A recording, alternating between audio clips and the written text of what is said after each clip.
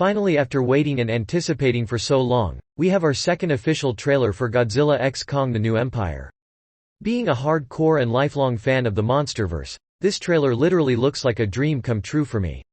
Make no mistake, I was already excited for this movie when the first teaser dropped, but after looking at some of the new clips from the second trailer, I think I have never been so excited for a movie before. Without wasting any more time, let us dive right into the main subject of this video.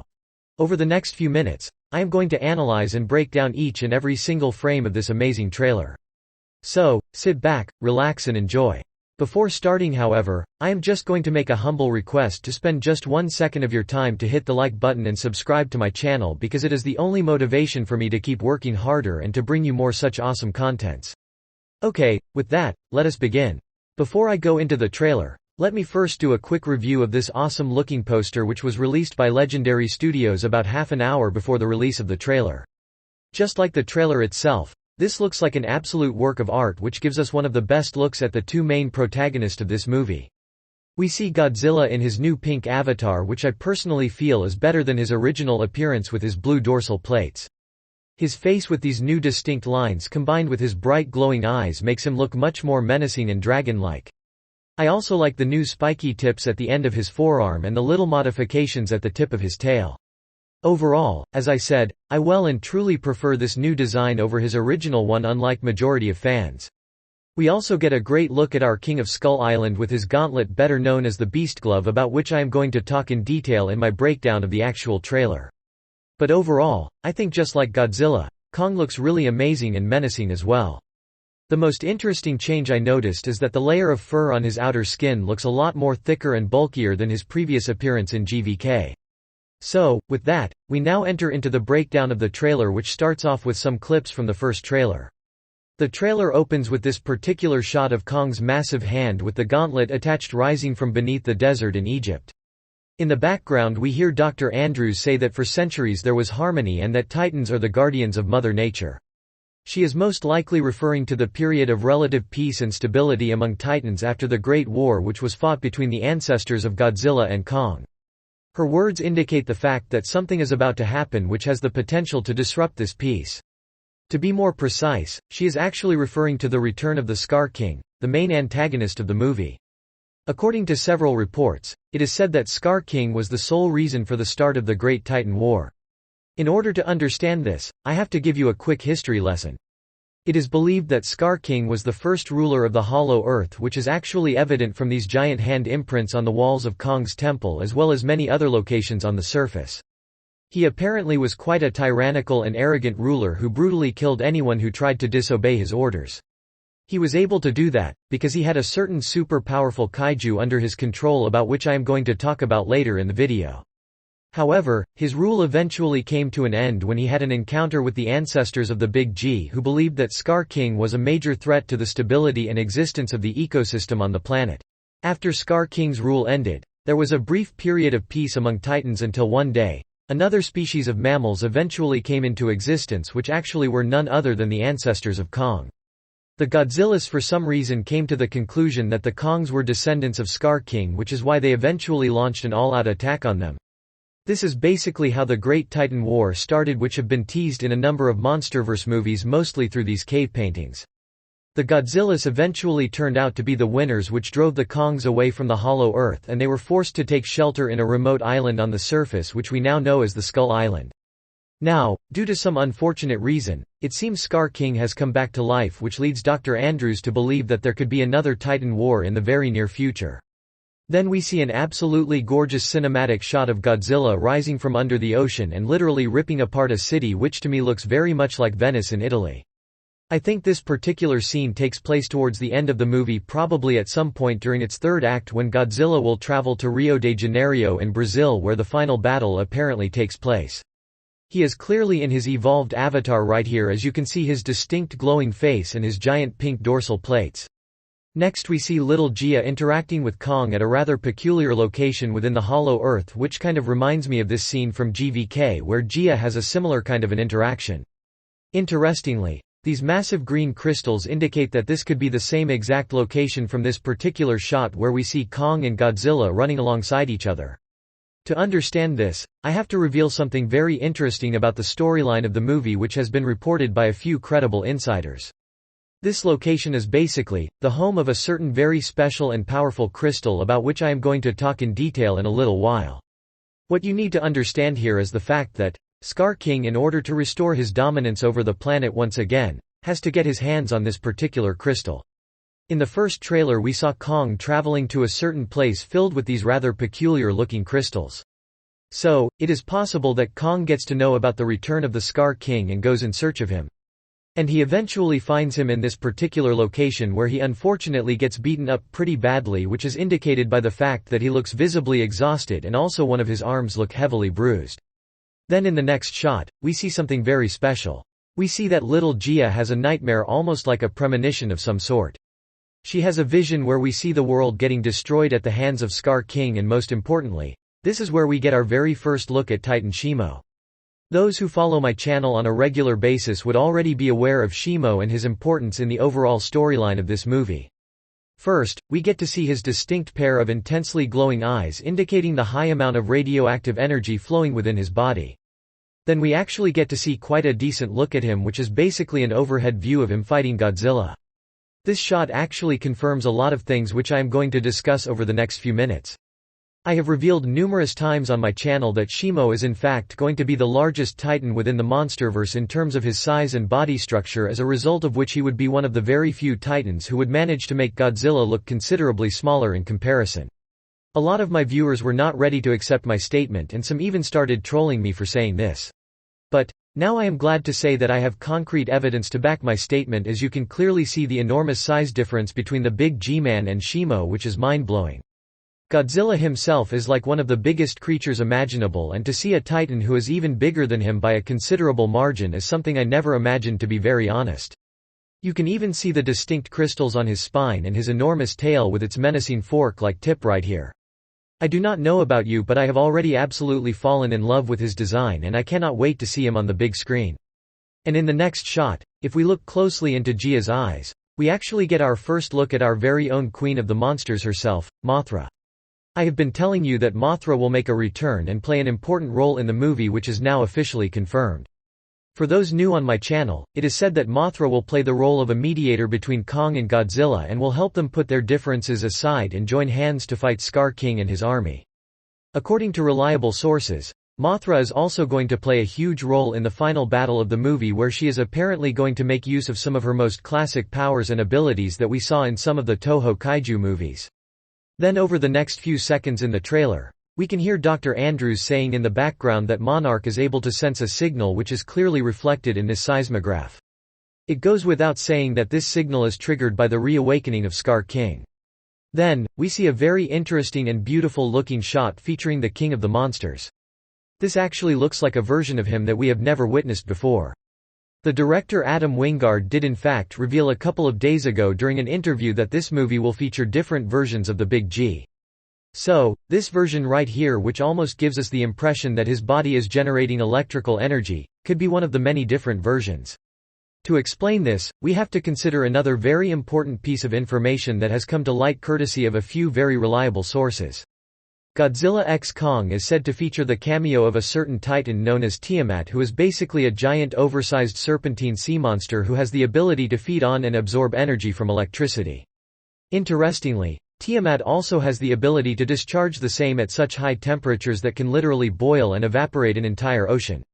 It is rumored that Godzilla is going to have a fight against Tiamat at some point in the movie, and he goes on to defeat and kill the oversized serpentine. It is said that after the Big G defeats Tiamat, he absorbs all the electrical energy stored in its body, making him more powerful in the process.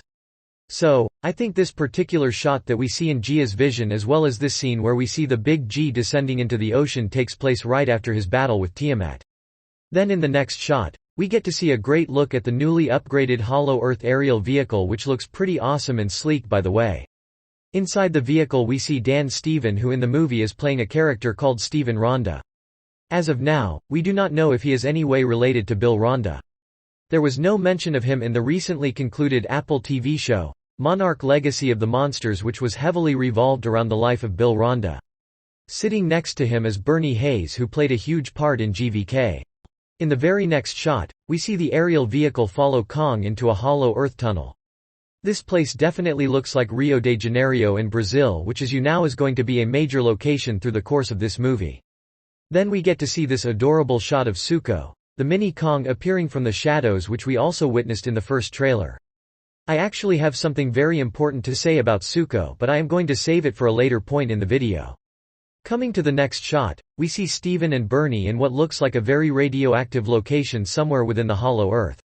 We see Steven pushing on some kind of a wall which appears to be very elastic, and as soon as he pushes it, it seems to glow up instantly. We do not know what exactly this is, but I personally believe it could be the outer shell or cocoon, whatever you like to call it, of none other than the Queen of the Monsters, Mothra. I say this because we saw a very similar kind of a shell covering Mothra in King of the Monsters as well. But at this point, I can only make an assumption. Then, we get to see this highly radioactive place which probably was once the Temple of Hollow Earth where Skar King sat on his throne. We can see a lot of apes scattered all around, but most importantly, we have our cute little Zuko present there as well. Then we see the big bad Skar King appear with his whip wrapped around his neck. As he appears, we can see the other apes including Zuko visibly worried and scared. This proves that they are all well aware of Skar King's history and his tyrannical rule. Then in the background, we hear Steven's voice saying that there is a call for war when the scene shifts back to the apes where they all punch the ground in unison. So, this is basically a call for war to decide the new ruler of the Hollow Earth. We know courtesy of the ending of GVK that Kong is currently the ruler of the Hollow Earth, but now he has a challenger to his throne in the form of Skar King. This actually is similar to the scene from the first Black Panther movie where Killmonger and T'Challa engage in a one-on-one battle to claim the throne of the King of Wakanda. Then we see a very short but intense clip of Kong and Skar King fighting each other where Skar King clearly seems to have the upper hand. We can see Skar King making great use of his whip, which is said to be the skeleton of a giant anaconda. But what is really interesting is when he swings his whip, we can clearly see something very interesting at the tip, which is in fact the crystal I was talking about at the start of this video. Now, the job of this crystal is not just to inflict more damage on his opponents, but this is in fact what enables him to mind control Titan Shimo. Yes, you heard it right. Skar King using this particular crystal is able to mind control Shimo and use him as his weapon of destruction. This crystal I believe was originally located somewhere in this place with the giant crystals, as I also mentioned at the start of the video. Now, speaking of Shimo, in the very next shot, we see a pair of bright glowing eyes appearing from behind the hot lava indicating his arrival to the battlefield. As soon as Kong notices Shimo appearing, an intense wave of horror passes through his spine, which is clearly reflected by the looks on his face. This should give you how big and menacing Shimo actually is, because we have not seen this kind of a look on Kong's face even during his encounter with Godzilla in GVK. And then we see Kong trying to block and deflect what looks like a high-energy intense beam of frostbite. Those following my channel would be well aware of the fact that Shimo, apart from his massive size and enormous physical strength, also possesses a very unique ability to let out a high-energy ice breath which can literally freeze anything. In fact, his ice breath is so powerful that it can literally freeze the entire freaking planet. It is believed that Shimo was the one responsible for causing the Ice Age within the Monsterverse. Then we hear Bernie's voice in the background saying that Kong in fact cannot win this battle on his own. To this, Dr. Andrews replies that Kong in fact is not going to be alone when the scene shifts to this iconic and hilarious moment featuring Godzilla and Kong running side by side. Then in the next shot, we see a great overhead view showcasing us a picturesque look at the beautiful city of Rio. Right here, we can actually see Shimo forcing an ice breath towards the sky. We can also see the area surrounding literally freezing. We then see the city of Rio getting destroyed and ripped apart. This is definitely from the final battle, where we are going to see an epic battle between the team of Godzilla and Kong and the team of Skar King and Shimo. In the next shot, we see Godzilla in his new pink avatar trying to attack Kong with his heat blast. Kong, with no choice left, is seen trying to dodge the heat blast using his gauntlet, better known as the Beast Glove. Let me inform you that the Beast Glove is way more than just a mere mechanical arm brace to support his injured arm. It in fact is going to provide Kong with a wide range of abilities, like ability to generate more power in his punches, shock absorption, and ability to generate a huge blast of electricity. Now, some of you may be confused to see Kong and Godzilla actually trying to fight each other once again, when the title of the movie suggests that both of them are going to put their differences aside and fight together as a team. Right? Well actually, Monarch, after they find out that Kong is unable to take out Skar King and Shimo on his own, leads him to the Big G, who completely misunderstands his intention and starts attacking him. This is basically when Mothra is said to come into the picture and helps the two titans put their differences aside and work as a team. Then we get to see an awesome scene where Kong literally punches Skar King so hard which actually knocks out one of his teeth. I think this has got to be one of the most awesome and hilarious scene in the history of the franchise. This could actually be revenge time for Kong, who himself had one of his teeth knocked out by Skar King, which is indicated by this image where we can clearly see one of his teeth getting replaced by a metal tooth. In the next shot we see little Gia trying to communicate with some kind of a titan with other members of the EV tribe at the background. This to me looks like an extension of this particular scene from the first trailer where we see Gia inside some kind of a temple inside the hollow earth where she climbs these massive stairs. As a matter of fact, if we look at this area right here, we can actually see an outline of a creature with a pair of giant oversized wings, which could indicate that Mothra could be hibernating inside these pink layers. We see Gia raising one of her hand, which could indicate the fact that she is trying to communicate with Mothra. She might be trying to give Mothra the message about Skar King's return and asking for her help. She could be asking Mothra to help Godzilla and Kong put their differences aside and join hands to fight Skar King. Then we get to see a very adorable and amazing shot of Zuko throwing a rock at one of Skar King's army. We can see that both Zuko and the other ape is floating in the air, which indicates that this fight takes somewhere within the zero-gravity zone of the hollow earth. It is said that Zuko actually works for Skar King during the first half of the movie. But at some point, he has a change of heart due to which he eventually starts to fight alongside Kong. At the moment, I am not aware about the exact reason which leads to Zuko's change of heart. But I am definitely going to inform on my channel as soon as I get any kind of information regarding the same. Coming back to the trailer, we then see Dr. Andrews telling Bernie that she has made some kind of minor augmentations for Kong, obviously referring to the Beast Glove. Then we get to see an awesome scene where we see the Beast Glove attaching itself to Kong's forearm, which kind of reminded me of Bumblebee from Transformers. Then we get to witness a really cool sequence where we see Skar King ripping off a large segment of a building using his whip and violently throwing the same to Kong. Kong then goes to defend himself by punching and breaking it using his cyborg arm, which was absolutely amazing to see. Then the trailer ends with this beautiful looking shot of Godzilla and Kong standing together in the middle of the Egyptian desert. So, that was literally my breakdown for this video. I hope I was able to cover everything. If you feel I missed something from the trailer that needs breaking down, please remind me in the comments down below. So far as my opinion goes, I think this was an excellent trailer. I believe this movie honestly has the potential to be the craziest and most entertaining monster movie ever made. We are now just about 6 weeks away from the release of the movie and I could not be more excited. So, that is all for this video. Please do not forget to hit the like button and subscribe to my channel. Thanks for watching. Have a great day.